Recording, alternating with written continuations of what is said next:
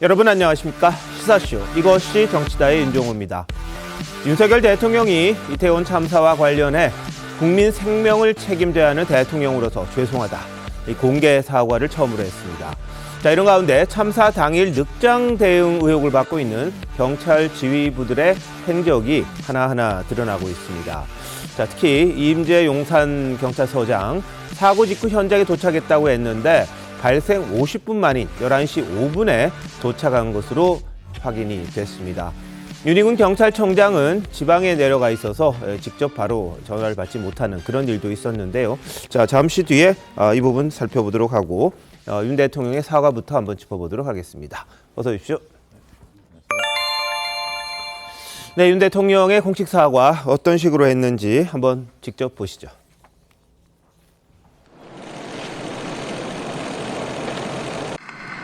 일동 무역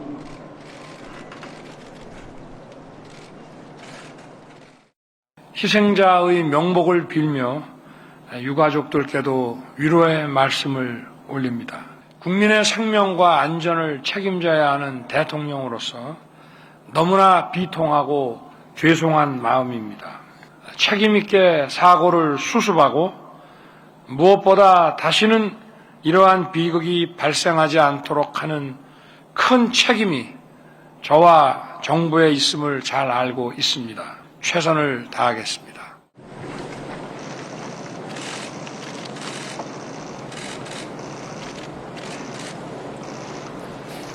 네, 국민의 생명과 안전을 책임져야 하는 대통령으로서 비통하고 죄송한 마음이다. 이렇게 이야기를 했습니다. 자, 최병 편집장님, 네. 공식 사과를 볼 수 있습니까? 그렇죠. 지금 이제 저 자리가 물론 우일형 법회입니다만은 그동안에도 사실은 뭐 그 공식 사과라고 평가를 하기는 좀 그렇지만 네. 그러니까 분양을 하면서 뭐 그런 유사한 네. 그 얘기는 했거든요. 뭐 무한 책임 얘기를 했고 그렇기 때문에 뭐 저거는 제가 보기에는 뭐 공식 사과라고 충분히 얘기를 할 수가 있고 그다음에 이제 지금 사실은 수사가 진행이 되고 있잖아요. 그러니까 네. 아마 대통령 생각은 수사가 끝나고 나면 그 책임 소재를 밝혀서 이런 사과와 별개로 또 후속 조치를 할 일이 있으면 하겠다. 이런 식의 생각인 것으로 보이는데 네. 뭐 이제 이런 대목에서 약간 아쉬운 부분은 사실 정무적으로 좀 약간 선제적으로 좀 조치를 할 수는 없는가 하는 네. 부분은 여전히 논란이 이어질 것으로 보입니다. 예, 저 김행주 의원님 보실 때는 어떠셨어요? 예, 아마 이제 사고가 일어난 그 다음 날, 네. 좀 이제 그 어떤 대통령께서 정확하게 이걸 규명하겠다, 법적 책임을 묻겠다라는 말씀 이전에 첫 말씀으로 어쨌든 이와 같은 말씀들을 먼저 했으면 더 좋지 않았겠나 하는 아쉬움이 남습니다. 마치 그때 사과를 안 했다는 뜻이 아니라 네. 본인의 어떤 그 전체 국정을 책임지는 책임자로서의 모습보다는 예.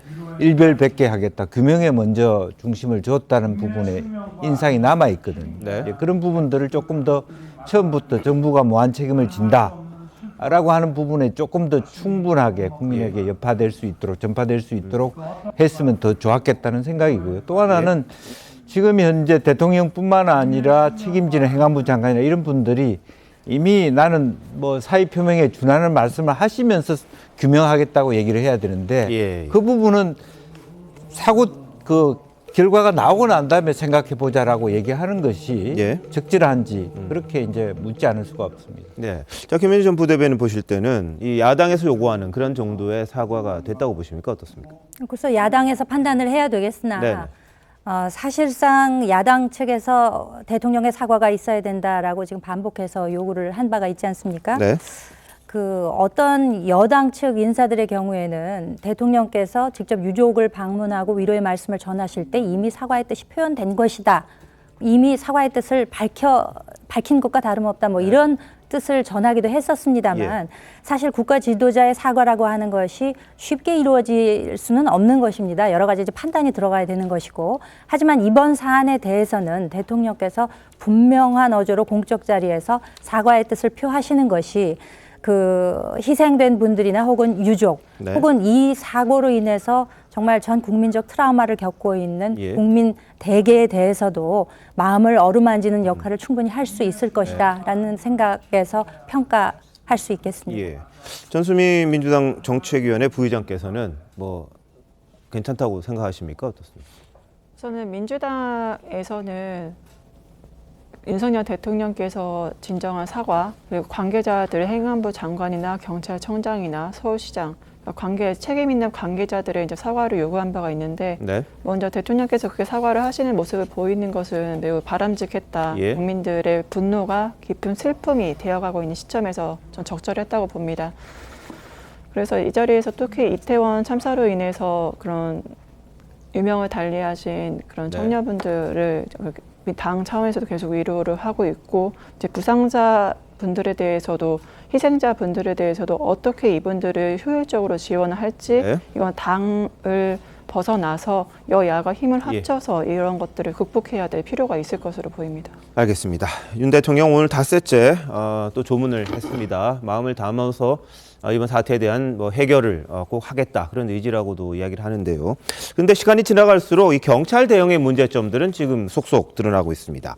도대체 참사 당시에 수뇌부들은 뭘 하고 있었느냐 이런 지적들이 나오고 있고요. 이번 사고와 관련한 지휘부의 행적 판단에 대한 의문점들 한두 개가 아닙니다. 앞으로 특수본에서도 이 부분을 밝혀내겠다 이런 이야기를 했는데 관련 영상 준비했습니다. 112 신고 처리를 포함하여 각급 지휘관과 근무자들의 조치가 적절했는지 등도 빠짐없이 조사할 것입니다.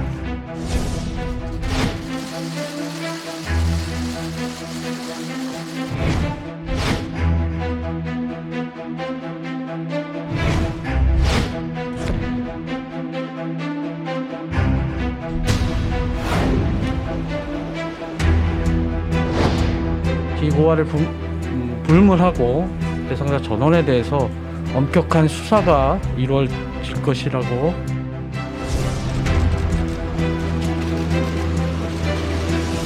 책임 있는 사람은 그에 상응하는 처벌을 받아야 할 것이고 두 번 다시 직무 태만이나 업무상 과실로 인한 비극적인 일이 생기지 않도록 10월 29일 저녁 경찰 지휘부는 더 이상 민중의 지팡이가 아니었습니다. 분명 막을 수 있었던 참사였음이 곳곳에서 증명되고 있습니다.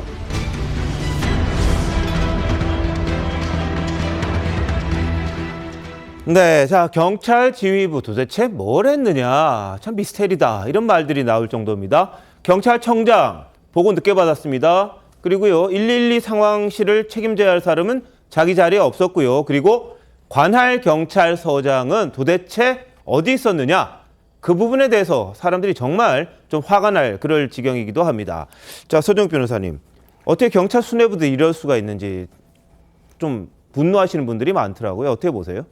그러니까 저도 이제 제가 전 정권이냐 현 정권이냐 이런 데 탓을 하자는 게 아니고 네. 저희가 이제 세월호의 교훈이 있잖아요. 예. 세월호의 교훈이 뭡니까? 국민의 생명과 신체를 보호하는 게 국가의 제일의 책무다. 그렇다면 이게 그 이후에 뭔가 이제 시스템적으로나 매뉴얼이 이게 바뀌고 정비가 돼야 되는 거 아닙니까? 네. 그런데 이번에 제가 몇몇 경찰들 취재를 해보니까 오히려 이제 세월호 때 해경 대응보다 이번에 더 잘못했다. 예. 더 면목이 없다. 이런 얘기 경찰 제가 진술을 여러 명에게 통화로 확인했습니다. 먼저 이게 용산서장은 네. 9시 반에 밤에 처음에 보고를 받고 왜 현장이 그렇게 늦게 옵니까? 10시 20분.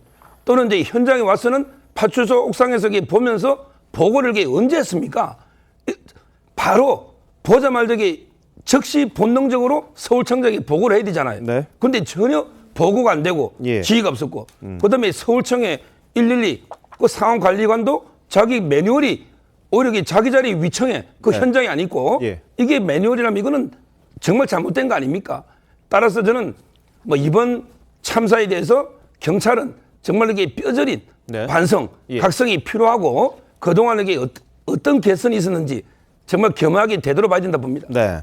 자, 최대 미스테리가 바로 이임재 전 용산경찰서장입니다. 지금 직무가 배제된 상황이고요. 참사 당시에 몇 시에 도착했고 어떤 역할을 했느냐 이런 부분인데 자 어제 황창성 경찰청 치안상황관리관 용산서장 보고 지연 등이 이번 사고를 규명하는 핵심 요소다 이런 말도 했습니다. 일단 들어보시죠.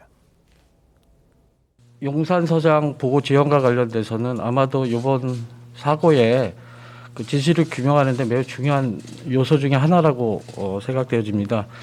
지금 여러 기자분들 잘 아시다시피 지금 수사와 감찰이 지금 이루어지고 있습니다. 그래서 거기서 보다 정확한 내용이 파악되면 그때 전부 여러분께 공개토록 하겠습니다. 현 시점에서는 뭐 언급하기가 적절치 않은 것 같습니다. 네, 근데 가장 중요한 부분 중에 하나가 최초에 용산서에서 이 상황 보고를 남긴 걸 보면 서장이 10시 20분쯤 왔다는 거예요. 10시 20분쯤. 그러니까 사고가 터지자마자 거의 즉시 와서 현장 지휘를 했다. 이런 상황 보고가 있다고 합니다. 그런데 알고 봤더니 어제 TV조선이 또 단독 보도한 내용이 있습니다. 11시가 넘은 시간에야 현장을 왔다는 거거든요. 기록엔 저렇게 해놓고 실제로는 안 했다. 이렇게 볼 수밖에 없는 것 같은데 지금 어떻게 보세요, 최평재 의원님? 그리고 경찰의 감찰 보고서에도 지금 11시 넘어서 온 걸로 예. 돼 있는 거 아닙니까? 그런데 당초에 10시 20분쯤에 현장에 그 용산경찰서장이 도착을 했다 하는 거는 그러면 예. 아마도 사후에 뭔가 합리화하기 위한 조작 아닌가 이런 생각이 들고요. 네네. 저는 뭐 저게 글쎄 그 10시 20분에 올 정도 이게 사고가 10시 15분에 난 거거든요. 예. 근데 5분 뒤에 현장에 도착했다고 하면 그 처음부터 좀 뭔가 상황이 좀 그렇죠. 앞뒤가 안 맞는 거 아닌가 싶은 생각이 예. 들었어요. 근데 여하튼 뭐 감찰 보고가 저렇게 돼 있고 그다음에 객관적인 자료가 저렇다면 용산경찰서장은 저 부분에 관해서도 추가로 수사를 받아야 되는 것 아닌가 하는 생각이 들고 네. 사실 저는 뭐 치안상황관리관이 지금 뭐 이 보고를 언제 했느냐가 핵심이다 그런데 저는 개인적으로 그렇게 보지는 않습니다. 예. 사실 보고보다 훨씬 더 중요한 것이 저는 조치라고 보거든요. 그러니까 10월 29일 당일 조치도 문제지만 그 며칠 전부터 예를 들어서 이태원 파출소에서 계속해서 이게 우려가 된다고 얘기를 하고 그다음에 뭐 이런저런 이제 그 여러 가지 걱정들 거기에 수많은 뭐 10만 명 이상이 모일 것이기 때문에 그 10만 명 이상이 이태원 전역에 이렇게 흩어져 있으면 별 문제가 아니지만 어느 한 곳으로 만약에 집중이 돼 있을 때는 사고의 위험성이 굉장히 높은데 왜 용산경찰서는 그런 부분에 관해서 아무런 대응도 제대로 하지 않고 있었는가. 물론 뭐 부분적으로는 뭐 기동병력이나 뭐 이런 걸 요청했는데 뭐 지원을 못 받았다 이러는데 그것도 규명을 해봐야 되는 부분이고. 네네. 그러니까 이 사고를 예방하기 위해서 그리고 사고 직전에 용산경찰서에서 어떤 조치를 했느냐. 네네. 이게 저는 보고 시간을 뭐 얼마를 늦췄느냐 하는 것보다 예. 훨씬 더 중요하다고 생각합니다. 예. 자, 근데 보면 이 상황 보고서에 보면 당일 상황 보고서입니다. 이전 서장이 10시 20분에 와가지고 차량 통제, 안전사고 예방을 지시했다. 이렇게 적어놨어요. 이건 거짓 보고 아닙니까? 이건 김영재 의원님 어떻게 보세요? 그 집 보고라고 봐야 되겠죠. 예. 실제적으로 보면 실제적으로 그날 눈에 보였던 사람은 사실은 경찰서장이 아니었고 소방서장이었고 또 용산구청의 보건소장이었어요. 예, 예. 그러니까 실제적으로 그 자리에 정말 지휘를 해야 될 경찰서장과 구청장이 바로 그 상황을 접수하지 못했다라고 하는 부분이고 더 나쁜 것은 그 상황이 아님에도 불구하고 없었음에도 불구하고 마치 5분 뒤에 도착한 것처럼 만약 했다라면 네. 굉장히 잘못된 조치다. 예. 그렇게 봐야 되겠죠. 알겠습니다. 어제 TV조선이 단독 보도한 내용 그거예요. 왜 늦었느냐? 그러니까 집회 시위 현장에 있다가 한 9시 반쯤에 이 저녁 식사를 마치고 45분쯤에 이태원 파출소 쪽으로 출발했다는 겁니다. 근데 차가 너무 막혀가지고 밤 10시 40분쯤에 근데 정식 보고도 아니고 경찰 무전을 통해서 이 사상자가 많다는 걸 처음 알고 차에서 내렸고 그래서 걸어서 갔다는 거예요. 거기서부터. 그래서 11시 넘었더니 이제 현장에 도착해 있더라 이런 겁니다. 그럼 밥 먹고 그 사이에 보고도 안 들어오고 무전을 통해서 그냥 오고 가는 무전, 정식 보고도 아니고 경찰 무전이 이제 경찰서장에게는 들리니까 그걸 보고 그때서야 걸어서 갔다는 건데 자, 김민주 대변인 이거 이해가 됩니까? 전혀 이해가 되지 않습니다. 사실상 군이나 경찰과 같은 조직은 물론 어느 조직이나 다 뭐 상하 이런 수직적인 그 시스템이 있습니다만 네. 특히 군이나 경찰 같은 경우에는 그 수직성이 굉장히 강한 조직이거든요. 예. 그러니까 어떻게 보면은 상부에 보고하는 것, 그래서 상황 파악을 해서 지휘 체계에 따라서 지휘를 하는 것. 이것이 그 조직을 이끄는 어떻게 보면 핵심이라고 할 수 있습니다. 그런데 상부에 대한 조직 그 보고가 전혀 이루어지지 않았기 때문에 네. 어떤 상황이 벌어졌는지 채 알지를 못했고 그러니까 그에 상응하는 조치를 전혀 내릴 수가 없는 상황이 되었던 것이죠. 네.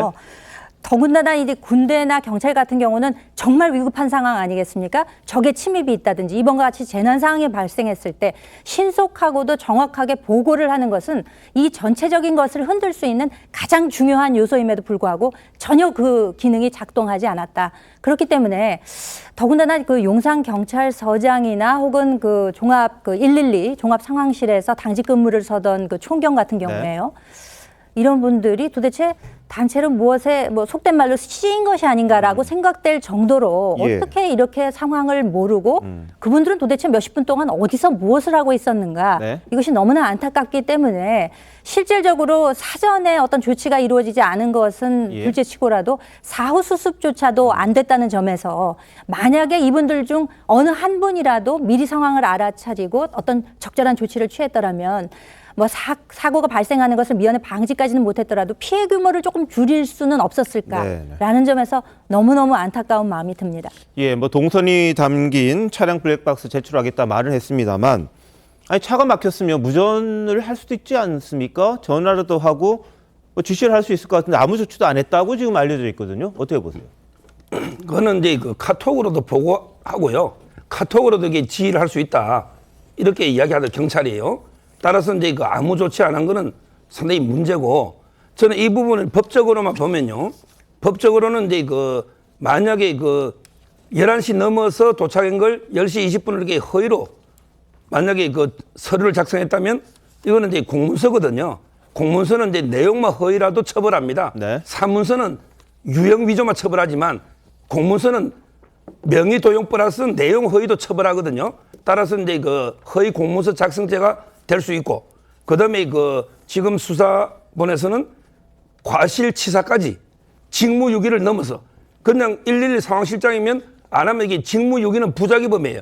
그런 형량이 좀 가벼워요. 예. 그런데 직무유기보다 더 나아가가지고 적극적으로 이렇게 과실이 있고, 예. 그다음에 그 참사 사이에 인과관계가 있다면 과실치사까지 가능하거든요. 네. 따라서 이제 그 부분까지 수사하고 있는 걸로 지금 보입니다. 예, 그리고요. 보고 체계, 경찰이나 뭐 군이나 이제 유사시에는 보고가 가장 중요할 겁니다. 어떤 상황이고 상부에 보고를 해서 어떤 조치를 또 요구한다든지 그래야 되는데, 이전 서장 같은 경우에는 김광호 서울청장에게 사건 발생 1시간을 훌쩍 넘긴 밤 11시 36분에 첫 보고를 했습니다. 왜 이렇게 늦장 보고를 했을까? 아직까지 밝혀지지 않고 있고요. 이 부분에 대해서 이제 제대로 이제 감찰이 들어가고 특별수사본부에서 수사를 해야 될 그럴 부분인데, 자, 전수미 부의장 보실 때 무슨 이유가 있었을까요? 왜 그랬을까요? 네, 분명히 이유는 명명백백이 이제 나중에 규정이 돼야 될 책임자에 대해서 책임 소재는 분명히 물어야 될 필요가 있습니다. 하지만 제가 우려하는 건 이 13만 명이 몰려 있었고 150명이 넘는 피해자, 부상자들이 있었음에도 이거를 용산 경찰서에만 책임을 묻는 것은 마치 국민들이 보시기에 꼬리 자르기로 보실 수가 있다는 거죠. 왜냐하면 그 당시에 이미 전날부터 이렇게 사람이 몰릴 거라는 예측이 있었고, 당일 3-4시간 전부터도 계속적으로 신고가 들어왔고, 여기에서 문제가 제기되는 것은 보고 라인에서 문제가, 지휘 보고 라인, 그런 것들이 문제가 지금 되고 있는 건데, 그리고 무엇보다 윤희근 경찰청장이 마치 자신은 거기에 아무런 책임이 없는 것처럼 거기 내부 감찰을 요구를 했다는 거. 감찰의 또 시점이 12월에 또 인사가 있거든요. 총경이나 경무가 인사가 있는 상태에서 내부 감사가 과연 효율적으로 이루어질 수 있을까? 자칫하면 이게 그 용산 경찰청으로 그 꼬리 자르기가 될 수 있다는 점에서 좀 다각적으로 바라볼 필요가 있을 것으로 보입니다. 예, 뭐 일부 보도입니다. 이건 뭐 확인이 안 되는데, 용산 파출소 옥상에 가서 이렇게 보고 있었다, 이런 보도가 나왔어요. 근데 그 부분에 대해서는 특수본도 한번 확인을 해보겠다, 이 정도가 돼 있고, 이게 실제로 거기서 그냥 지켜만 봤는지 지휘를 했는지 뭐 알 수는 없습니다. 누군지도 불명확한데 일부에서는 서장이 거기에 있었다, 뭐 이런 주장도 하더라고요. 어떻게 보시죠? 그게 이제 이태원 파출소라는 거 아니에요? 네. 이태원 파출소는 현장에서 한 95m 정도 떨어져 있다고 합니다. 제법 먼 거리입니다. 95m면. 근데 그럼 왜 11시 30분이 넘어서 서울청장한테 보고를 했을까? 우리가 이제 유추를 해보면, 네네. 그러니까 감찰 결과에 나온 걸 토대로 유추를 해보면, 예. 자, 11시 5분쯤에 현장에 도착했다는 거 아닙니까? 예. 그러면 사고는 10시 15분쯤에 났고, 그러면은 한 50분쯤 뒤에 이제 현장에 도착해서, 사실은 그 전에 뭐 걸어가든 뭐 차량을 타고 이동을 하든 간에 현장 상황 파악이 다 돼 있었고 가면서도 충분히 무전기 같은 걸 통해서 지휘를 할 수 있었는데 전혀 안 한 거죠. 예. 정말 아니한 거고 직무유기에 가까운 이런 대목인데 그리고 가서도 상황 파악한다고 시간을 다 보냈던 것이 아닌가. 네네. 그래서 현장에 도착해서 11시 5분에 상황 파악한다고 뭐 동분서주하고 하다 보니까 예. 30분 정도 늦게 서울청장한테 보고를 한 것이 아닌가. 이런 이제 동선과 관련해서 유추가 가능한데 네. 어떤 경우라도 사실은 상황 파악은 뭐 전화나 뭐 이런 걸로 충분히 무전기 같은 걸로 충분히 가능했던 부분이거든요. 예. 그런 점에서 본다면 이 하나하나 뭐 다 확인해 봐야 되겠습니다만은 기본적으로 이 용산경찰서장이 소위 이런 부분에 대한 대처 능력 같은 게 아주 거의 경험이 없거나 뭐 전무했던 거 아닌가 하는 그런 추정까지도 가능하게 합니다. 알겠습니다. 뭐 손영욱 변호사님 말씀하셨듯이 업무상 과실치사상 이 혐의를 적용하는 방안도 검토 중이다. 이런 보도도 지금 나오고 있는 상황인데요. 모든 가능성을 열어놓고 수사하겠다. 이게 특수본의 입장이기도 합니다. 자, 그리고 특수본에서는 이 경찰청장 윤희군 경찰청장의 행적도 지금 들여다보고 있습니다. 윤 청장이 사고 사실 파악한 게 30일 0시 14분입니다. 사고가 일어난 지 거의 한 2시간 뒤에서야 경찰청장에게 이 사고 사실이 들어간 거죠. 근데 11시 반쯤에 문자 보내고 뭐 전화도 했는데 못 받았어요. 알고 봤더니 이 산행을 한 다음에 일찍 좀 잠이 들었다는 그런 내용이 나왔습니다. 자, 김영주 의원님, 뭐 이거 청장이라고 뭐 24시간 눈 뜨고 있어야 되는 거 아니겠습니다만 급박할 때 사고가 뭐 보고가 좀 늦기도 늦었지만 이렇게 안 되는 건 좀 문제가 있는 게 아니냐 이런 지적이 좀 있죠. 실제로 보면 이제 뭐 산행을 했는지 아니면 지방을 다녀왔는지 여러 가지 수들이 아직까지 뭐 확실하게 확인이 안 된 상태에서 나오고 있기는 한데 어쨌든 경찰청장 정도면 사실은 옆에서 자기가 바쁠 때나 혹은 뭐 잠을 잘 수도 있고 피곤해서 할 수 있는데 반드시 옆에 한 사람을 두죠. 그리고 집에 있었다면 집에도 급하게 통화를 할 수 있는 시스템이 있단 말이죠. 네네. 그래서 더군다나 그게 뭐 집에 있어서 안 한다, 뭐 어디에 있다, 이게 통할 수가 없습니다. 사실. 네. 어디에든 간에 실제로 옆에서 그 지근거리에 누군가 있게 마련인데 그런 부분이 없었다라고 하는 것은 매우 잘못된 부분이고요. 그래서 그런 측면이 매우 이제 앞으로 우리 사회에서 여러 가지 어떤 재난이라든지 또 다양한 어떤 상황들이 벌어졌을 때 최고의 경찰의 컨트롤 타워가 저렇게 공백이 생긴다는 것은 상상할 수도 없고 있어서는 안 된 일이다. 그렇게 보여집니다. 알겠습니다. 근데 김 서울청장이 보고받은 게 이제 밤 11시 36분인데 윤 청장은 그보다 1시간이 더 늦었거든요. 그렇죠. 저 같으면 그냥 바로 경찰청장에게 전화도 하고 그랬을 것 같은데 왜 이렇게 안 했을까? 그래서 서로 갈등이 있는 거 아니냐? 뭐 이런 이야기까지 나와요. 그건 어떻게 보세요? 글쎄 뭐 서울청장이 곧 경찰청장한테 보고를 해야 되는 개념은 아닐 거고 아마 용산경찰서에서 서울경찰청으로 보고를 하면 그게 이렇게 전파가 되도록 돼 있을 가능성이 저는 대단히 높다고 보는데 그거보다는요 우리가 군에서는 우이수 지역이라는 개념이 있습니다. 그렇죠. 만약에 이번 주말에 왜냐면 예를 들어서 경찰청장이 뭐 24시간 뭐 로봇처럼 항상 그 어떤 경계 근무 선상에 있어야 된다는 거는 그거는 불가능한 얘기고요. 다만 이런 게 있습니다. 자기가 그 예를 들어서 서울에 있는 지역 뭐 통신 축선상에 흔히 있다고 하죠. 여기를 떠나게 되면 주말에 내가 어디를 간다. 반드시 알려놓고 떠나게 돼 있습니다. 그렇죠? 그래서 그 지역 그러니까 그거를 경찰청 종합상황실이나 이런 데서는 다 체크하고 있어요. 아 지금 경찰청장은 어디가 있고 차장은 어디가 있든 이게 군에서 얘기하는 우이수 지역 개념이거든요. 그러면은 등산을 가고 그럼 등산 뭐 갔다 내려와서 뭐 식사하고 뭐 때로는 뭐 음주를 할 수도 있는 거 아니겠습니까? 그렇게 되면 그 상황을 경찰청에서 정확하게 알고 있어야 돼요. 근데 이건 과연 얼마나 알고 있었는가? 아니 11시 몇 분 정도에 경찰청장 뭐 일찍 잘 수도 있는데 거기다가 그냥 문자 하나 해놓고서 한 20분간을 있다가 전화통화를 했다는 거 시도했다는 거 아니에요? 잘못된 거죠. 그럼 경찰청장의 동선을 경찰청 상황실에서 전혀 모르고 있었다는 얘기 아닙니까? 이거는 청장의 잘못일 수도 있고 시스템의 잘못일 수도 있다. 이번 그 특수본의 수사 때도 이런 시스템이 왜 작동하지 않았는가 아니면 시스템 자체가 없었는가 이런 부분을 들여다봐야 된다고 생각합니다. 알겠습니다. 이런 부분도 하나 시스템적인 문제가 있을 수 있는 거고요. 그러니까 개선을 해서 이런 일이 없도록 해야 된다는 게 하나의 교훈이 될 겁니다. 그런데 또 112 관련해서는 치안종합상황실의 상황관리관 최고의 책임자입니다. 112 상황실을 장악해야 하는 이 유미진 전 서울경찰청 인사교육과장도 행사 당일에 이제 상황실 안 지켰습니다. 근무지를 이탈했다고 봐야 됩니다. 업무 태만으로 이제 확인이 됐다. 그래서 대기 발령이 된 건데, 자, 황창선 경찰청 치안상황관리관의 이야기 한번 들어보시겠습니다. 그날 상황관리관으로 근무한 총경이 지금 대기 발령을 받았습니다. 수사 대상이나 감찰 대상으로 조사를 받을 예정인 것 같습니다. 그래서 그 조사 결과가 나오면 그때 말씀드리는 게 적절할 것 같습니다. 서울청 상황관리관이 상황 인지와 보고를 어떻게 했는지 설명 부탁드립니다. 예, 그것도 좀 전 답변과 같습니다. 수사와 감찰 대상으로 되어 있기 때문에 제가 지금 말씀드린 것보다 좀 명확하게 밝혀져서 그때 발표하는 게 나을 것 같습니다. 그때까지 잠시 좀 답변을 보류하겠습니다. 네, 매뉴얼에 이렇게 되어 있습니다. 오후 6시부터 새벽 1시까지는 5층 상황실을 상황관리관은 지켜야 된다는 겁니다. 근데 유미진 총경 같은 경우에는 자기 사무실에 가 있었다는 거예요. 거기 안 있고. 그러면서 이 심지어 112 상황팀장 같은 경우도요. 소방청에서 이 사고에 대해서 처음 알게 됐다. 이런 이야기까지 나옵니다. 그러니까 경찰에 112 신고 들어오는 걸 보면 어떤 상황인지 당연히 파악이 됐을 법한데 119를 통한 소방청에서 연락을 받고 이 사태를 파악하게 된 그런 상황이다. 이런 이야기입니다. 이게 이해가 되세요? 이거는 이제 그 근무지 이탈이기 때문에 네. 제가 보기에 이거는 근무 태만이 아니고 범죄라고 봐야 됩니다. 이런 걸 이게 직무유기라고 봐야죠. 직무유기. 그리고 이제 그 경찰뿐만 아니라 대통령도 이게 그 경찰청장이나 행안부 장관보다 이게 먼저 알게 된 거 아닙니까? 네네. 이게 나라입니까?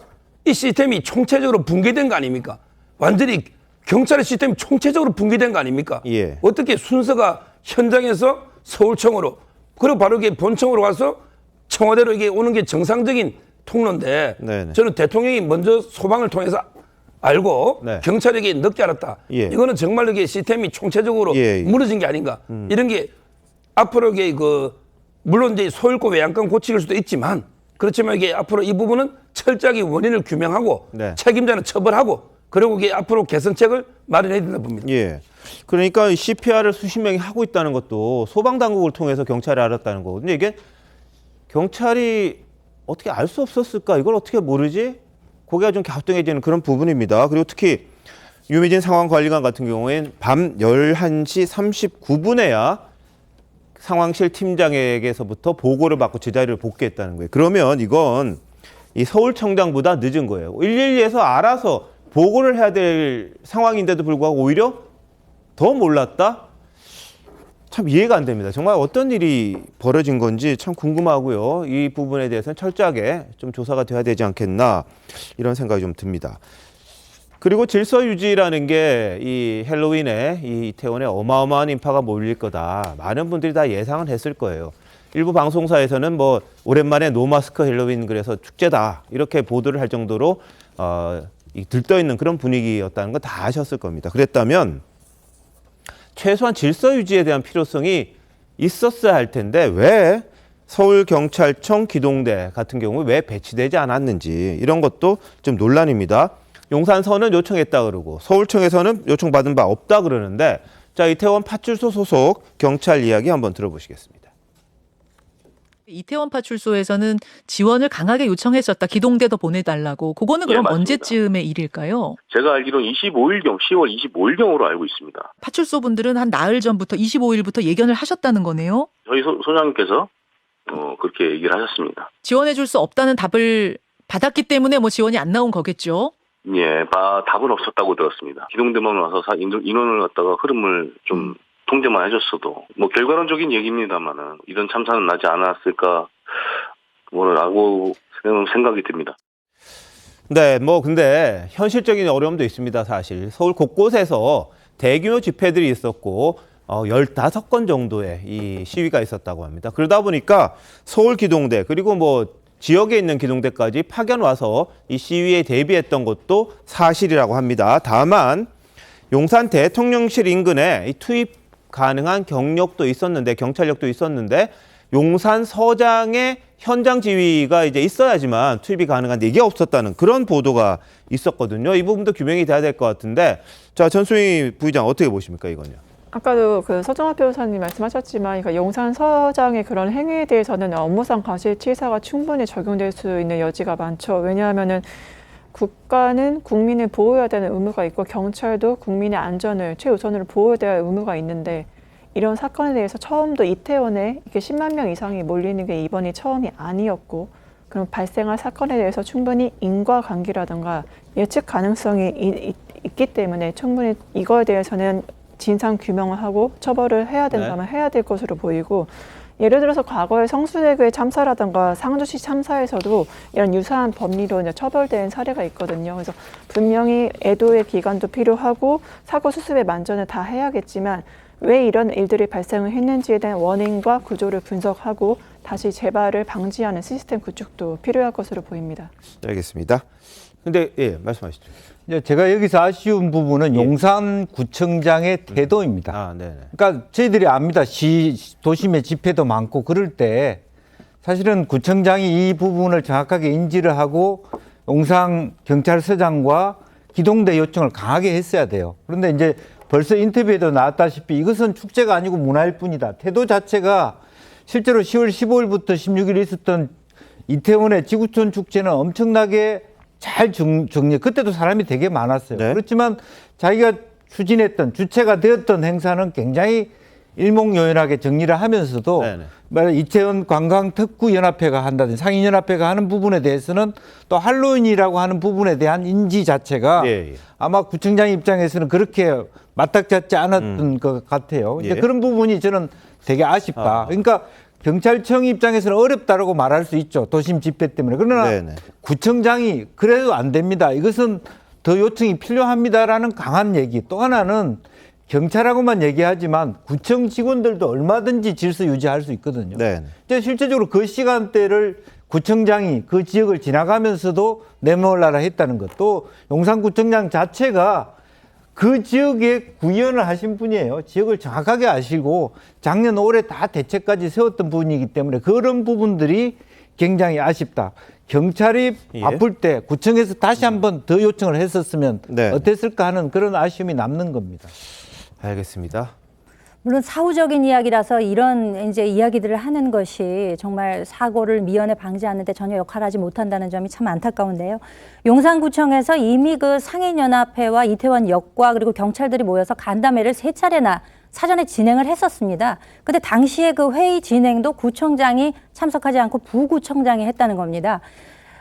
주최 측이 있건 없건 간에 다중이 모였을 때는 항상 사고의 위험성이 존재하기 때문에 이 안전에 대한 대비는 아무리 해도 지나치지 않은 것인데 전혀 무방비 상태로 이번에 노마스크로 처음으로 많은 인구가 모일 것이 충분히 예상이 가능한 가운데서도 아무런 조치를 취하지 않았다는 점은 정말 뭐 아무리 강조를 해도 그리고 아무리 지적을 해도 뼈아픈 대목이 아닐 수가 없겠습니다. 자, 현장 브리핑할 때요. 이 소방과 달리 경찰에서는 상황 파악도 제대로 되지 않는 그런 모습도 보였습니다. 보시죠. 용산구 이태원동 다수 사상자 발생 구조 출동 건은 2022년 10월 29일 토요일 22시 22분경에 발생하였습니다. 현재 22시 22분경에 발생해서 다수의 신고가 서울종합방재센터로 접수가 됐습니다. 그리고 나서 바로 출동 소방대가 지정이 되면서 편성이 되면서 바로 출동한 것으로 현재 파악하고 있습니다. 안녕하십니까. 용산경찰서 형사과장 최열청 경위자입니다.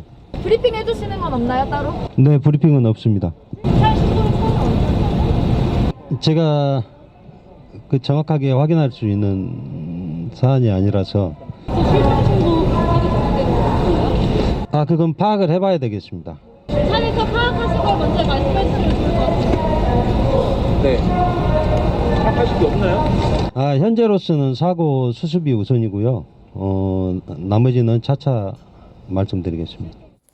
네, 당시에 소방서장 그리고 이 보건서장은 있었습니다만 경찰서장은 없었습니다. 그래서 형사과장이 대신 브리핑을 했는데 뭐 없죠, 아무것도 말할 수 있는 게. 당시 파악된 게 그만큼 없었던 게 아니냐.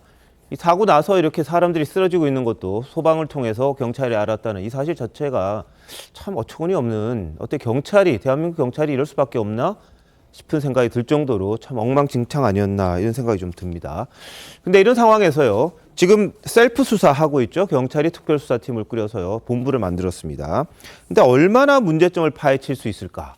여기에 대한 고민도 좀 있는 것 같습니다.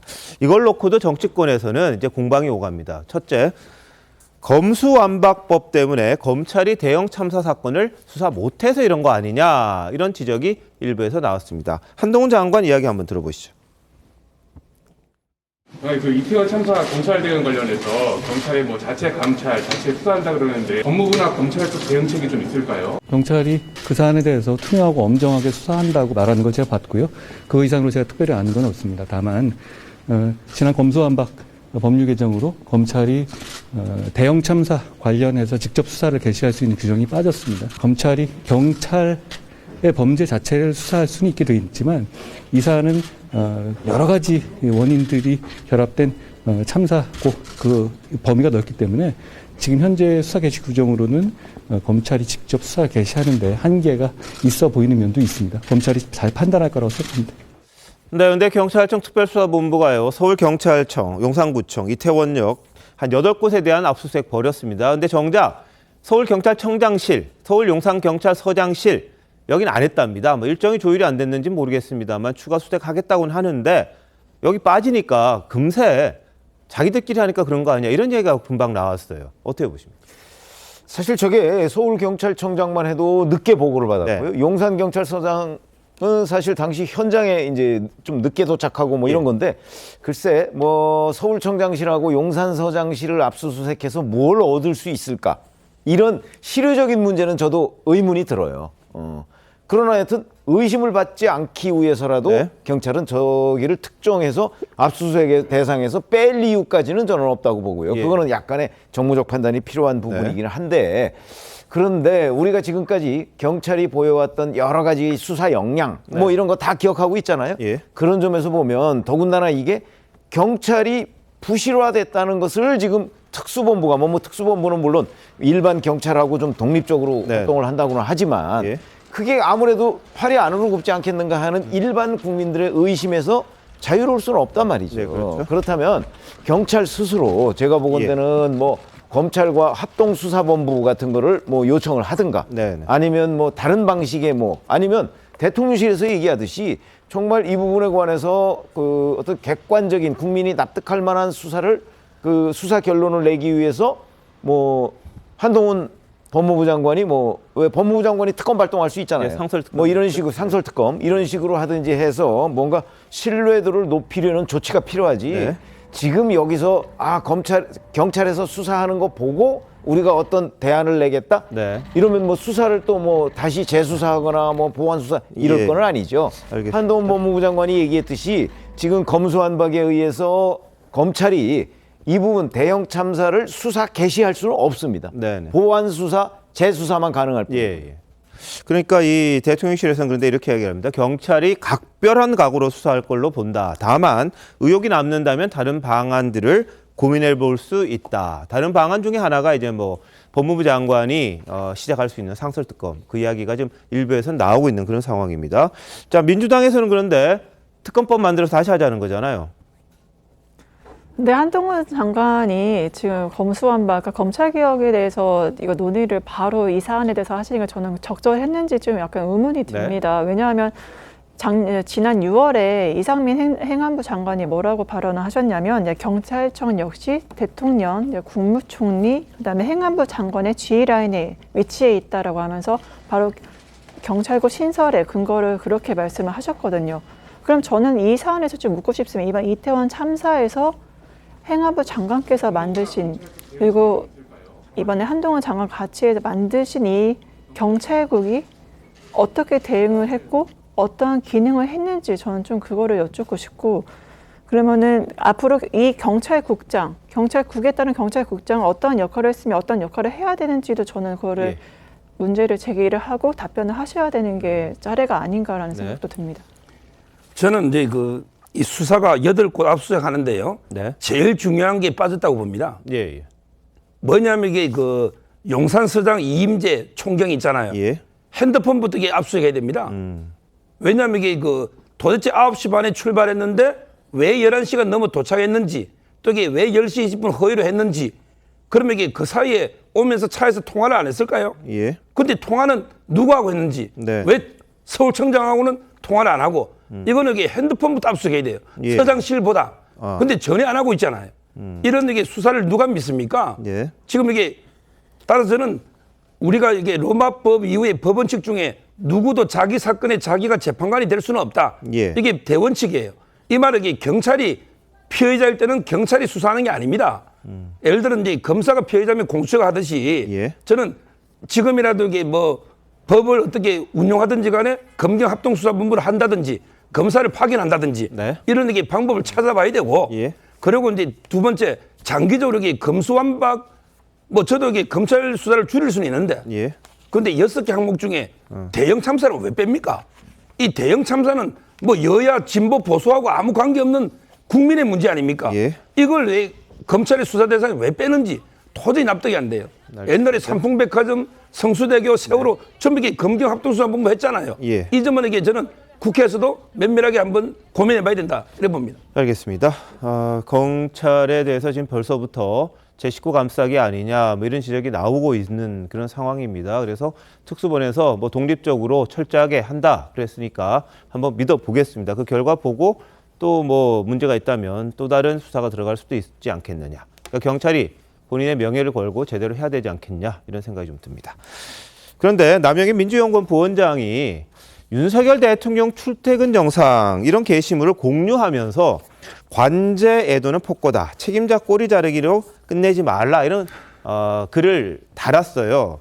그러니까 본인이 직접 올린 글은 아닙니다만 논란이 된 게 뭐냐면 그 게시물에 이 윤석열 대통령이 출퇴근하는 것처럼 글을 썼어요. 그 매일 이렇게 다닌다. 본인 지키려고 매일 경찰 병력 700명 운집한다. 이 글을 쓴 걸 남 의원이 이제 같이 공유를 한 겁니다. 근데 알고 봤더니 이 영상 속 장면은 지난 5월에 방한했던 바이든 대통령 차량 행렬이라고 합니다. 근데 엉뚱한 걸 올린 거죠. 그랬더니 바로바로 이제 반박을 했고 대통령실에서도 가짜 뉴스다 이렇게 이야기를 했는데 남영희 의원은 거기서 그치지 않았어요. 김현주 부대변인, 남영희 부원장 같은 경우에는 내가 언제 대통령 출퇴근이라 그랬냐. 자신은 그냥 관제에도 하지 말라 이렇게 했고 나를 좌표 찍지 마라 이런 식으로 오히려 이제 대통령실 해명을 반박을 했는데 자 어떻게 보셨습니까?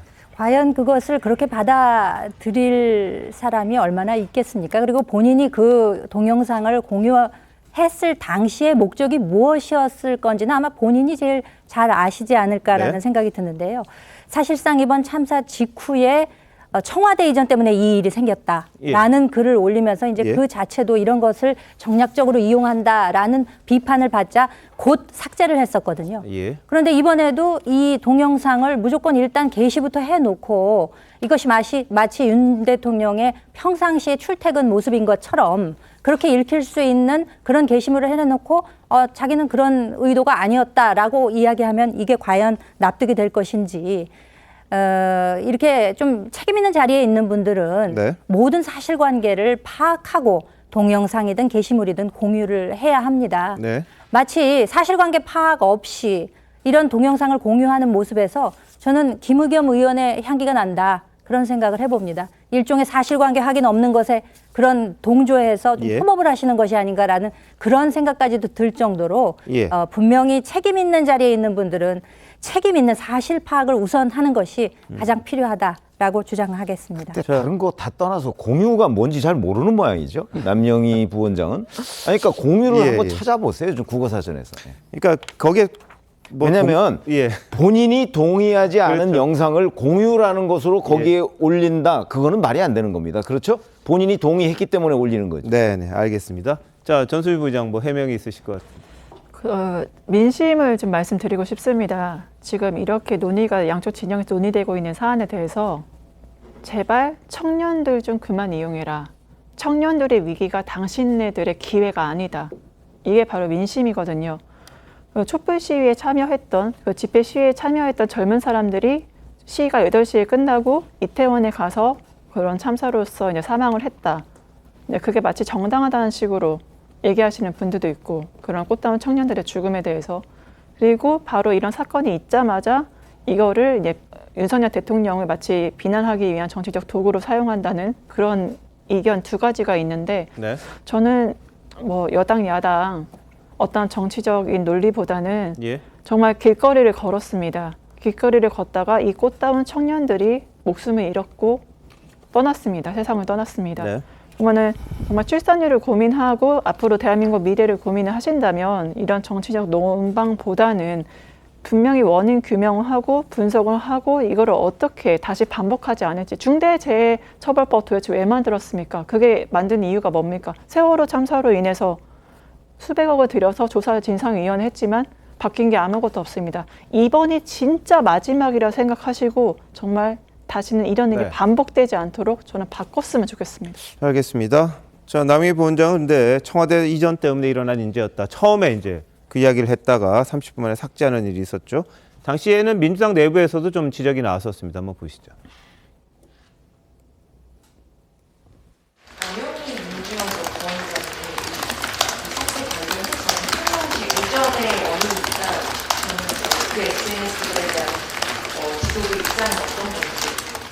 일단 개인 의견이고요. 여러분들이 거기에 대해서 적절하지 못했다라고 하는데 공감을 했고 관련해가지고 뭐 징계나 이런 것들을 계획하고 계시나요? 아니요, 거기까지는 이야기되지 않았습니다.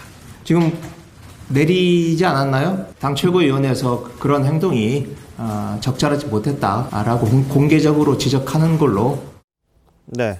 자, 남희 부원장은 이제 이런 식의 이야기를 몇 번 했었기 때문에 또 논란이 좀 됐습니다. 저는 이제 이분은요, 예. 처벌해야 됩니다. 정치적인 문제가 아니고 처벌을 해야 돼요. 왜 그러냐면 이게 우리가 무지하거나 무식해서 가짜 뉴스를 하면 그거는 과실범이기 때문에 처벌을 못하지만 저는 이게 고의성이 있다 봐요. 지금 이분이 30분 뒤에 내린 거, 30분 만에 내린 거는 중요한 게 아닙니다. 그런데 글을 보면 용산서에 700명이 대통령을 경호하고 200명이 마약 투입했다. 그러면 이게 용산서의 총 정원이 몇 명인지 조금 확인하면 이게 알잖아요.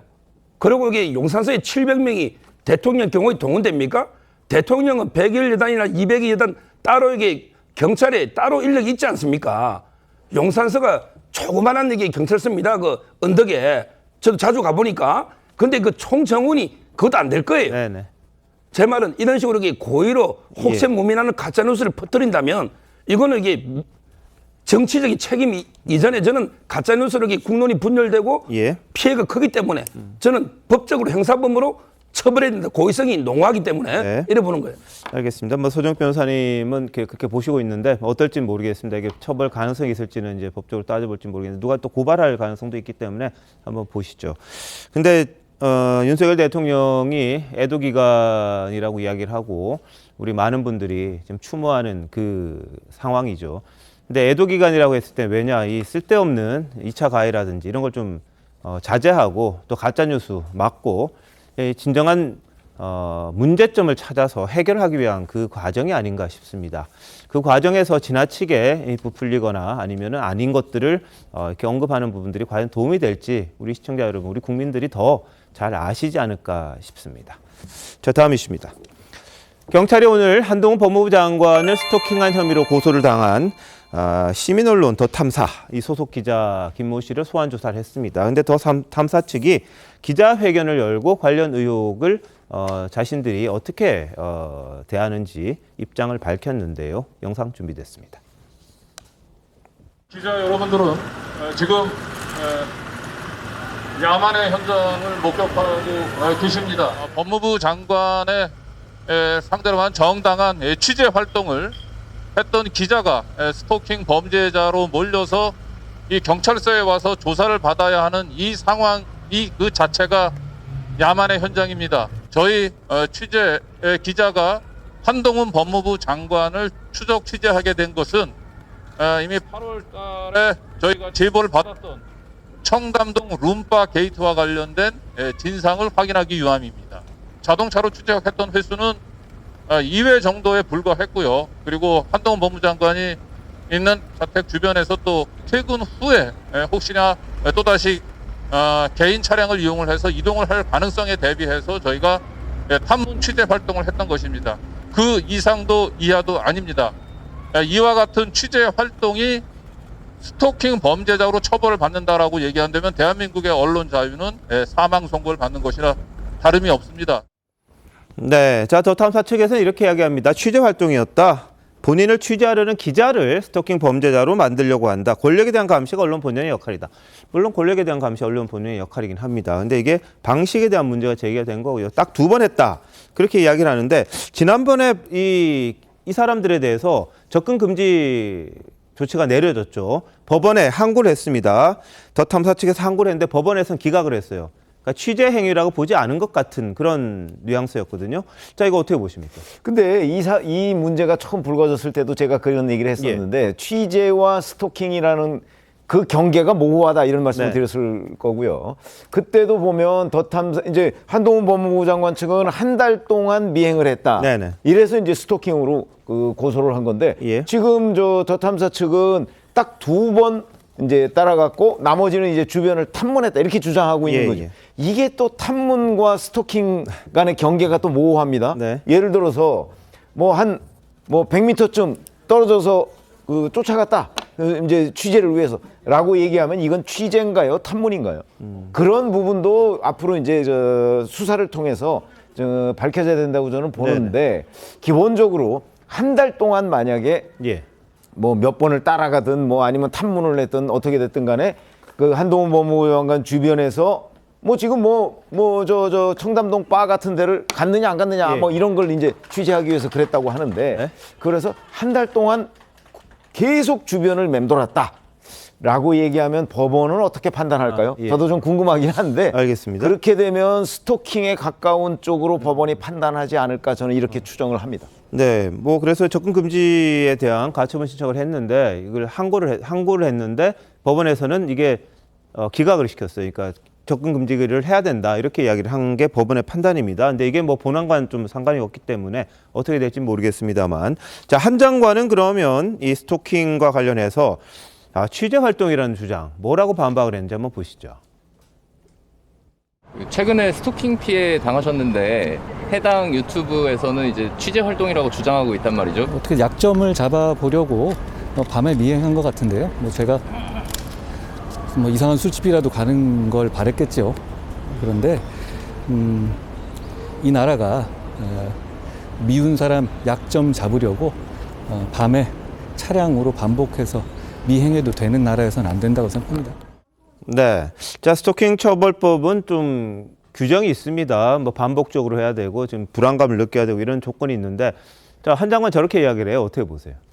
그 스토킹에 대해서 여자 남자의 프레임이나 그런 걸 보기도 한 장관도 남자이지만 분명히 가해자 피해자에서 충분히 피해자의 대상이 될 수 있습니다. 그러니까 중요한 건 한동훈 장관이 우선 첫 번째 미행도 스토킹이 될 수 있다는 거, 그리고 두 번째는 그 미행이 반복적으로 계속 자행이 되고 불안감과 공포심을 느꼈는지 아마 그게 핵심 쟁점이 될 것 같습니다. 왜냐하면 현행 그 스토킹 처벌법에 의하면 그런데 또 만약에 세 번째 관점이 있다면 대법원 판례에 따라서 자동차를 수반해서 미행을 했을 때는 그 처벌이 가중된다. 위험한 물건으로 판단되기 때문에 해서 그런 것들이 구성 요건에 해당되는지 여부에 따라서 이제 스토킹으로 처벌이 가능성도 충분히 있어 보입니다. 네.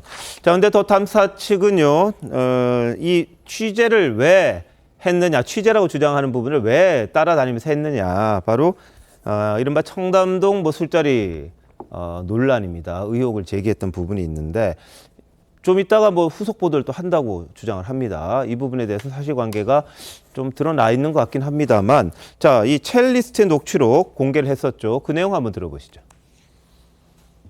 김앤장 애들을 모아놓고 하는 거였어. 그래서 거기 청담동 어딜 다 들렸어. 근데 한동훈 윤석열까지 다 온 거야. 와가지고 술 마시고 노래 부르더라? 한동훈이? 노래를 불러?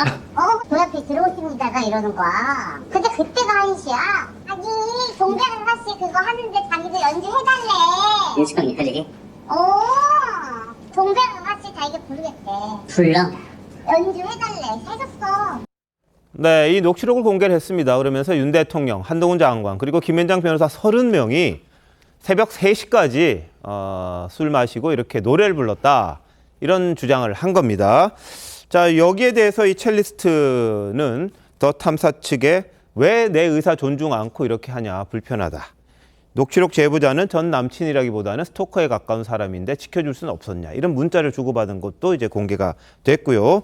고발이 당해서 이제 소환장까지, 소환조사도 통보받은 그런 상황입니다. 그런데 이 부분에 대해서 이제 취재를 하기 위해서 했다. 그 전에 이제 제보를 받았고 한 장관이 어떤 자리에 가는지를 뒤따라가서 알아보려고 했다. 이게 지금 더 탐사 측의 주장인데요. 자, 어떻게 보십니까, 김현주 부대변인? 그러니까 이제 헌법상 보장된 권리죠. 네. 뭐 언론이나 표현의 자유 같은 예. 것들이 아무리 그렇다고 하더라도 이것이 무한정 주어지는 그 권리가 아닙니다. 그러니까 지금 이 탐사 측에서 주장하는 것은 정당한 취재 활동이었다. 언론이다, 기자다, 이제 이렇게 지금 주장을 하고 있는 것인데 객관적 시점에서 과연 그것이 정당한 취재 활동이었냐라는 것을 판가름할 수 있어야 되는 것이거든요. 네. 정당한 취재 활동이라면 한동훈 장관 측에다가 우리가 이러이러한 점을 가지고 취재를 할 때니 취재 요청을 한다던가 이런 사전 조치가 전혀 없었고 본인의 신분을 밝힌 것도 아니고 한 달 동안 쫓아다녔다고 했는데 딱 2번 따라갔다고 하는 대목에서 벌써 신뢰감이 확 떨어지는 것이거든요. 이렇기 때문에 이 언론의 범위가 어디까지인지 이런 것도 명확하게 해야 되겠지만 어쨌거나 법원의 판단을 앞으로 지켜봐야 할 것 같습니다. 저는 이게 어떤 생각이 드냐면 지금 얘기하는 저 강진구 더 탐사 대표라는 사람의 저 주장. 이게 오히려 나중에 발목을 잡을 가능성이 저는 대단히 높다고 봅니다. 이런 거죠. 자, 지금 현재 더 탐사 측에서 얘기하고 있는 문제의 장면은 7월 19일 날 밤에부터 7월 20일 0시부터 7월 20일 새벽 3시까지의 그 술자리라는 의혹입니다. 그렇죠? 자, 그걸 취재하려면, 이게 정말 취재 활동이라면, 그걸 취재하려면 당연히 한동훈 법무부 장관을 만나든가 무슨 취재 요청서를 한다든가, 그래서 한동훈 법무부 장관한테 7월 20일 새벽 0시부터 3시까지 어디에 가 있었나는 걸 물어봐야 되는 거죠. 만약에 따라다녔다, 그럼 그거는 취재가 아닐 가능성이 높은 것이 아니 9월 15일 날 예를 들어서 청담동에 그 바를 갔다고 하면 원래 더 탐사 측이 취재하려고 했던 거는 7월 20일이잖아요, 새벽. 그럼 9월 20일 날 갔다고 9월 15일 날 갔다고 하면 그게 7월 20일 날 간 거와 무슨 연관성이 있습니까? 그렇죠? 그렇기 때문에 제가 보건대는 자꾸 이런 식으로 따라다녀가면서 취재했다는 것은 적어도 7월 20일 날 그 청담동 바를 갔느냐 안 갔느냐는 취재 활동과는 무관한 것일 가능성이 대단히 높다. 그래서 법원에 가서 저렇게 주장하면 아니 7월 20일 날 새벽에 거기 가서 노래를 불렀는지 안 불렀는지를 알아보려면 따라다닐 게 아니고 한동훈 법무부 장관한테 물어봤어야 되고 취재는 거기 가서 해야 될 것이 아니고 청담동 바에 가서 해야 되는 거죠. 그렇게 생각되지 자, 않습니까? 그런데 지난번 방송 때 보면 이 위치를 특정을 못했어요. 그리고 갤러리아 뒤편이라 그랬는데 갤러리아 뒤편이 좀 더 아파트지 뭐 그런 데는 없습니다. 그런데 후속 보도하겠다고 한 건 이제 어느 정도 특정이 됐다. 이런 내용을 또 육하 원칙에 따라서 보도할 수 있까, 그러니까 알릴 수 있게 되는 그런 상황까지 왔다. 이런 내용들 지금 하나둘씩 보도가 되고 있습니다. 그래서 뭐 후속 보도 하겠다 이렇게 이야기를 하는데 서 변호사님 어떻게 보세요? 이 사건은요, 증거가 이제 하나도 없는 사건이에요. 우리가 녹취록은 이제 2가지가 있습니다. 하나는 이제 그 현장 녹음, 그 다음에 2번째는 대화 녹음이에요. 근데 만약에 첼리스트가 공익 신고를 하려고 했으면 저 핸드폰 뺏겠다는 대화는 없죠. 대통령이 온 데서 핸드폰을 뺏지는 않아요. 아, 그렇죠. 몸수색했다는 말도 없죠. 자, 그럼 핸드폰으로 이렇게 그 현장을 녹음하면 윤석열 대통령이 동백아가씨 부르는 걸 녹음해놔면 그러면 이게 목소리를 감정해 봅니다. 진짜 대통령 목소리인지 아닌지. 그러면 이게 진실이 드러나잖아요. 근데 그런 현장에 대한 녹음은 전혀 없고 그냥 같이 사귀는 게 남자에 대한 대화만 녹음된 거잖아요. 근데 남자 입장에서는 본인이 본 것도 아니고 여성의 말을 전달해서 제보한 거예요. 이걸 전문 증거라 하거든요. 따라서 이제 이거 아무런 증거가 없는 사건이고. 자, 2번째, 더 탐사는요, 자기들이 불리할 때는 뭐 유튜브를 했다가 유리하면 또 이게 언론이라고 우기는데, 자, 언론의 권리를 주장하려면 언론의 의무를 다해야죠. 언론의 의무 중에 판례상 가장 중요한 게 확인의 의무입니다. 제가 보기에 5군데를 안 했어요. 첫째는 대통령실을 확인해야죠. 그다음에 한동훈 장관 확인해야죠. 그다음에 김현장에 확인해야죠. 그다음에 술집 사장이나 술집에 확인해야죠. 그리고 이제 첼리스트 그분한테도 확인해야 되잖아요. 어느 거 하나 확인한 게 하나도 없이 그대로 보고한 거는 정당한 사유가 없는 거고 저는 이거는 김의겸 의원들이 면책 특권에 숨을 수가 없어요. 왜냐하면 이 김의겸 의원은 저는 고의성이 있는 게 대변인을 했습니다. 대변인할 때 대통령이 들어오면 몸 검색도 안 하고 아무것도 안 하고 대통령이 쑥 들어옵니까? 이거는 경호의 기본 매뉴얼을 본인은 다 알고 있잖아요. 본인이 허위라는 걸 저는 알면서도 정치적 의도로 면책 특권대에 숨어서 했기 때문에 이제 협업에 대한 책임을 지라 이래 봅니다. 알겠습니다. 자, 근데 이 부분에 대해서 이제 여러 가지 확인돼야 될 부분이 있습니다. 뭐 한동훈 장관의 동선, 뭐 대통령의 동선. 근데 지난번에 저희가 한번 알려드렸습니다만 그때 마침 서울의 소리 쪽에서 시위를 서초동 자택 앞에서 했던 게 있습니다. 그 맞 시위를 했던 분들이 보고서를 올린 거 보면 10시 몇 분에 들어왔더라 대통령이. 그 이후에 나간 거 없다. 뭐 이렇게 돼 있는 게 하나 있어요. 근데 이게 이제 뭐 몰래 살짝 나갔으면 모르겠습니다만 뭐 경호원들도 있었을 것이고 그냥 나갈 수는 없지 않겠습니까? 그런 부분 따져보면 이제 대통령이 그날 7월 19일 밤에 어떻게 움직였는지는 대충 나올 것 같아요. 근데 뭐 또 법원에서 만약에 고소고발 사건이니까 그 결정을 해야 된다면 그 부분에 대한 자료도 이제 입수할 것이고 제가 볼 때는 한동훈 장관이 또 그 블랙박스라든지 이런 것도 제공하지 않을까, 얼마나 따라다녔는지 그런 부분에 대해서 또 증거가 나오지 않을까 싶습니다. 그걸 가지고 판단해야 될 텐데 오늘 뭐 오마이뉴스 같은 경우에는 또 다른 지인이 이 첼리스트의 이야기를 들었다 이런 증언을 하긴 했습니다만 여기는 한동훈 장관 이야기는 안 나와요. 그리고 청담동에 뭐 어디다 그랬는데 어딘지도 불분명하고요. 아니, 그 내용에 보면 청담동을 특정하지 않았다. 그 첼리스트가 이렇게까지 나와요. 그러면 더 탐사 보도하고는 또 완전히 다른 얘기예요. 것 같아요. 네. 근데 여기는 이제 윤 대통령만 등장을 하고 그리고 김현장 변호사 나왔냐 그랬더니 그 부분도 좀 달라요. 30명 이런 이야기가 아니라 김현장 같은 뭐 잘 나온 사람들도 있고 뭐 이런 식의 정도 나왔는데 이게 같은 것 같지는 않은데 글쎄요. 이게 어떻게 또 앞으로 추가 증거가 되는 건지 아니면 서로 다른 이야기인지 또 이 분이 다른 의도에서 이야기를 하다가 이게 과장이 된 건지 그 부분 또 따져봐야 될 그런 부분. 그래서 저거를 저 오마이뉴스 인터뷰를 쭉 처음부터 끝까지 보면 적어도 더 탐사가 지난번에 보도했던 건 사실과 다르다. 그 얘기고 저것을 또 다 믿는다면 결국 그러면 윤석열 대통령은 청담동에 있는 다른 어떤 집에 가서 7월 20일이 아닌 그 다른 어떤 집에 가서 술을 먹었다는 얘기가 돼요. 네네. 그러니까 어떤 건지 한번 보죠. 그래서 하여튼 적어도 저 인터뷰 내용을 처음부터 끝까지 읽어보면 더 탐사의 보도는 사실이 아니라는 게 명백해집니다. 네, 뭐 첼리스트는 또 상대방에 대해서부터 법적 조치를 하겠다 이야기를 했고요. 또 고소고발이 들어가 있는 상황이니까 뭐 사실관계 드러날 겁니다. 민주당에서 만약 이게 있다면 국정농단 뭐 버금간다 그랬기 때문에 그 부분에 대한 것도 뭐 안 날 수가 없죠. 사실관계가 확인이 돼야 될 거로 보입니다. 자, 오늘 법원이 김건희 여사와의 통화 녹취록을 공개한 인터넷 언론사라고 하죠. 서울의 소리 측에 통화 녹음 파일 전체를 제출하라 이렇게 명령을 했다고 합니다. 먼저 앞서서 서울 소리 측과 김건희 여사 간에 어떤 대화가 나갔는지 한번 보시죠. 저는 그 서울의 소리 이명수 기자라고 하는데요. 네. 통화 가능할까요? 아니요, 제가 당분간은 그 언론이나 인터뷰를 안 하거든요. 통화 좀 다음번에 좀 해주세요. 또 저한테 또 불리하게 하시려고 전화하신 거잖아요. 아니, 뭐 편하게 좀 한번 통화 한번 하려고 그런 거죠, 그냥. 아이고, 저 그만큼 많이 공격하셨는데. 예. 아니, 뭐, 억울한 거 있어요. 아이, 억울한 게 많죠. 많은데, 다도 입장이 있으니까 이제 이해를 하는 건데. 너무 저기 한쪽 말만 듣지 마시고 너무 이렇게 색안경으로만 보지 마시고요. 전 다 이해하니까 나중에 좀 좋게 좀 한번 만나주세요. 네, 자, 이 김건희 여사 측에서는 이게 지금 편집이 됐다, 편파적으로 편집한 부분이 있다 이런 주장을 한 겁니다. 거기에 대해서 서울 소리 측 그대로 했다. 재판부는 그런데 한번 전체 제출해라. 그럼 판단하겠다 이런 취지인데 서울의 소리 측에서는 이렇게 이야기를 했어요. 자, 통화 녹음 파일 이게 7시간 45분짜리인데 법정에서 전부 재생하는 방식으로 검증한다면 제출할 용의가 있다. 이렇게 이야기를 했거든요. 자, 전수민 변호사, 이게 현실적으로 가능한 이야기입니까? 네, 현실적으로 가능한 얘기입니다. 서울의 소리의 논거는 결국에 민사소송법이나 민사소송 규칙에 따라서 그 규칙상의 검증 방법을 얘기한 거거든요. 법정에서 그거를 재생을 한다는 것 자체가. 특히 과거에 이제 가처분 결정에서도 대부분 이거를 좀 그 녹음 파일 자체를 공개하기도 되어 있기 때문에 만약에 이 공개 자체에 대해서 뭐 손해배상을 청구한다거나 어떤 조치를 하는 것은 좀 어렵지 않을까라는 생각을 합니다. 흔히 이제 그 녹취록을 증거의 왕이다 이렇게 그 평가하는데요.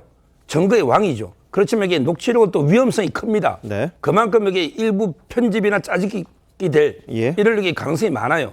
대장동 재판의 정영학 회계사가 낸 녹취록도 그런 의혹을 받고 있습니다. 네. 저는 이번에 법원에 전체를 재생해라. 이거는 상당히 의미가 있고요. 네. 다만 이제 부적절한 내용이 있을 때는 비공개로 하면 돼요. 예. 다른 당사자들은 퇴장하고 네. 양쪽의 변호사와 당사자만 재생해서 판사님만 보고 판결하면 된다고 봅니다. 알겠습니다.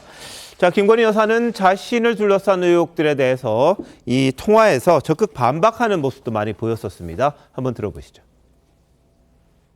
세간에 뭐 내가 막 무당 많이 만난다고 막 이렇게 돼 있잖아요. 전혀 아니고 저는 무당은 원래 싫어해요. 왜냐면 얼마나 무당이 저 못 봐요. 제가 더 잘 봐요.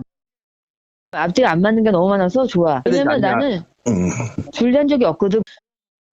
근데 다 우리 응원했잖아. 우리 진짜 목숨 걸고 진짜 박근혜 그 수사하고 했는데. 근데 뭐 지금은 또 이제 우리가 또 조국 수사했다고. 너무 조국 수사를 너무 많이 이렇게 공격을 했지, 검찰을. 그러니까 윤석열이 결국 이렇게 대통령 후보까지 만들었지. 이 정치라고 하는 거는 그래서 항상 자기 편에 적이 있다는 걸 알아야 돼. 네, 자, 거침없이 이야기하는 모습들이 좀 공개가 됐고요. 처음엔 악재가 될 것 같았는데 오히려 좀 다른 방향으로 흘러갔다. 이런 분석들이 좀 있었습니다. 김영준 의원님 어떻게 보셨어요? 글쎄 뭐 저런 부분도 조금 더 시간이 지나야지 정확하게. 그러니까 저러는 말을 하면서 본인을 디펜스 하지만 저 말 전체가 완전 진실이다. 그렇게 믿기에도 우리가 정확하게 받아들이기 어려운 부분도 있습니다. 그러니까 본인이랑 인간이라는 것이 원래 자기 디펜스를 할 수밖에 없고 그게 불법도 아닌 상태이기 때문에 그래서 그런 측면에 있어서는 지금 당장 저것이 맞다 진실이다 아니다 가리기는 어려운 부분이고 다만 서울의 소리 자체가 저와 같은 부분들을 본인 스스로 한 게 아니라 다른 또 언론기관이 했다는 것은 문제가 된다 그렇게 봅니다. 알겠습니다. 자, 오늘 유동규 전 성남도시개발공사 본부장이 대장동 특혜 비리 공판에 출석을 했습니다. 영상 보시겠습니다. 천화동인 1호 실소유주가 이재명 대표라는 얘기가 있는데 실소유주 누구 알고 싶어요? 한국판 베버리힐즈 사업 관련해서요. 이재명 대표에게 뭐라고 보고 있나요? 이재명 대표가 당시에 뭐라 말한 것 따로 있나요? 네, 그건가요?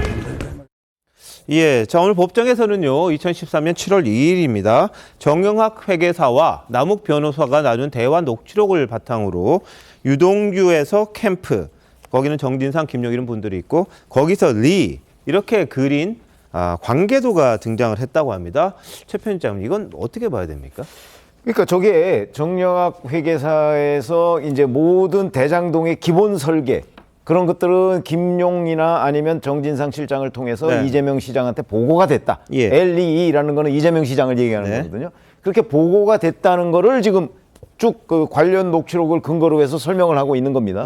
자, 그런데 이재명 당시 성남시장은 지금 이 대장동 사업과 관련해서 본인들이 뭐 전체적인 설계는 자기가 했지만 구체적인 내용들은 본인은 마치 모르는 것처럼 얘기를 하고 그중에서도 또 이 대장동의 실무격인 김문기 전 처장은 자기가 인지를 못했다. 이렇게 해서 지금 선거법 위반 허위사실 유포로 기소가 된 상태잖아요. 이런 걸 봤을 때 오늘 그 관계도가 등장했다는 얘기는 그게 아니라 대장동의 알파에서부터 오메가까지 거의 모든 상황은 이재명 성남시장의 결재나 보고가 있었다 하는 부분을 지금 그 정영학 회계사나 아니면 이 대장동 일당이라고 우리가 흔히 표현하는 그 사람들이 주장을 하고 있는 것이라서 대단히 중요한 대목이다. 이렇게 생각을 합니다. 네, 그리고 유 전 본부장이요. 이재명 시장이 대장동과 관련해서 결합개발 구역으로 지정해서 개발하는데 아파트가 아니라 이제 최고급 타운하우스, 비버리힐스 같은 뭐 그런 것들을 만들겠다 이렇게 발표한 적이 있었어요. 그런데 그걸 발표하자마자 뭐라고 했냐면 김용 정진상과 상의해서 대장동이 저층으로 안 짓게끔 다 이해가 돼 있다. 이렇게 말을 했다고 이제 진술한 겁니다. 자, 전 변호사님 이건 어떻게 봐야 돼요? 한마디로 말씀드리면 솔직히 손바닥으로 하늘을 가리려고 해도 진실이 가려지지 않죠. 저는 명명백백히 분명히 뭔가 진실은 밝혀질 거라고 봅니다. 하지만 이제 민주당에서 문제를 제기하는 것은 왜 발언들이 달라졌냐. 유동규가 뇌물을 받았다는데 뇌물을 줬다는데 왜 그러면 유동규는 풀려났냐. 왜 진술이 달라졌냐. 구체적인 증거가 없이 왜 진술만으로 이런 것들을 다 조사를 하고 그다음에 압수수색을 하고 조사를 하느냐. 이런 문제점을 지금 제기를 하고 있는 것이거든요. 특히 지금 이재명 그 당대표에 대한 수사에 몰입하고 있는 계층이 주로 그 최측근 중앙지검의 검사들, 사장검사 검사들이 윤석열 라인의 최측근 라인이고, 특히 엄희준 검사 같은 경우는 정말 예전에 모해 위중 교사로서 여러 번 문제점이 제기됐던 사람입니다. 검사실에 불렸기 때문에. 그렇기 때문에 이런 거에 대한 의혹을 둔 채로 여론전을 하면서 조사를 하는 게 어떠한 실익이 있을지는 지켜봐야 될 것 같습니다. 예. 그건 이게 왜 바뀌었냐면 옛날에 김만배 씨가요. 이재명 대통령 되면 이게 본인 한 3년 살다 논다. 이걸 이게 TV조선에서 단독 보도한 적도 있고요. 그리고 이제 이번에 녹취록에 보면 이재명 대통령 되면 정의화 회계사 보고도 청와대 한 자리 할 것처럼 이런 게 나오지 않습니까? 그러니까 이제 그 대장동 일당들은 이재명 대통령이 되면 자기들이 죄가 가벼워질 걸 기대하고 이제까지 이게 진실을 안 밝히다가 이제 본인들이 다 책임을 뒤집어 쓸 이유가 없죠. 천화동 1호 700도 본인 게 아니고 따라서 이제 진실을 밝히고 있는 이런 과정이다. 그리고 풀린한 거는 특혜가 아니고 구속기한 만료됐기 때문에 풀린한 겁니다. 네, 알겠습니다. 이 부분은 이제 뭐 지금 재판 진행 중이고 또 이재명 대표에 대한 뭐 기소 뭐 되면 또 재판이 진행돼야 되니까 그 부분도 한번 계속해서 저희들이 따라가도록 하고요. 북한이 어제 심야에 동해상으로 단거리 탄도미사일 SRBM 3발을 또 발사했습니다.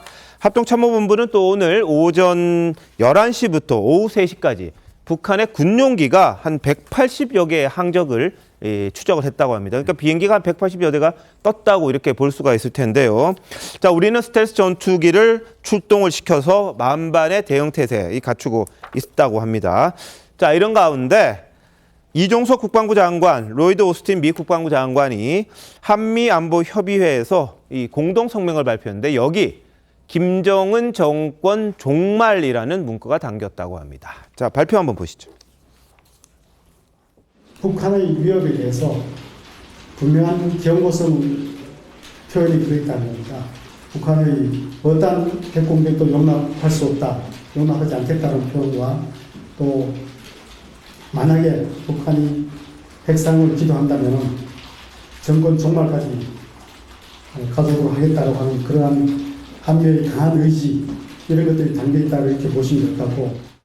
네, 공동 성명에 오스틴 미 국방장관과 이제 이 장관, 미국이나 동맹국에 대한 어떠한 핵 공격도 용납할 수 없으며 이는 김정은 정권의 종말을 초래할 것이다. 이렇게 경고하였다. 이렇게 되어 있습니다. 어떤 의미입니까? 뭐 잘 아시다시피 그 지금 이제 김정은 정권이 그 여러 그 뭐 도발을 정말 과거 전례 없는 도발을 하고 있거든요. 이 부분에 대해서 한국과 미국이 저렇게 직접적으로 김정은이라는 이름을 하면서 정권의 종말 이걸 공동 성명에 넣은 거는 처음이에요. 그러니까 한국과 미국의 어떤 공동 방위 뭐 이런 것도 북한이 얘기하는 것도 전례 없는 거지만 한미 간의 그 이 대응 체제도 전례 없이 강화돼 있다. 그러니까 정말 북한이 유사시에 뭔가 조치를 취하면 그에 대응하는 것도 정말 이에 상응하는 정도의 충분한 대응을 할 것이라는 의지를 밝혔다. 이렇게 이해하는 것이 맞습니다. 네, 지금 보시는 장면이요. 한미 국방장관이 미국 공군기지를 방문한 장면입니다. 여기에 미 공군 전략폭격기 B-1B 랜서 그리고 B-52를 시찰했는데 이 비행기에 이제 핵무기가 탑재되는 거죠. 탑재되는 그 앞에서 사진도 찍고 그래서 이제 일종의 무력 시위죠. 북한에 대한 그런 걸 또 했습니다. 그리고 지금 죽음의 백조로 불리는 B-1B 전략 폭격기를 현 정부 이제 출범 이후 처음으로 또 한반도에 전개하는 방안도 지금 논의 중이다. 이렇게 알려졌거든요. 그러니까 북한의 그 어느 때보다 수위 높은 도발에 대해서 한미가 공조해서 강한 억지력을 이렇게 가지고 있다라는 것을 강하게 대응하는 것은 정말 적절하다고 생각이 되고요. 이런 미 전략 자산의 아주 적시적 그리고 조율된 방식으로의 앞으로 전개가 있다는 것을 확인시킴으로써 김정은에게는 가장 뼈아픈 정권의 종말이라는 말과 같은 맥락상에서 강하게 대응하는 것은 적절한 조치라고 생각이 됩니다. 알겠습니다. 한반도의 평화가 가장 중요합니다. 김정은 위원장도 좀 참 알아들었으면 좋겠는데 잠시만요. 대한민국 이슈의 중심 시사쇼 이것이 정치다. 여기까지입니다. 다음 주 월요일 다시 찾아뵙겠습니다. 고맙습니다.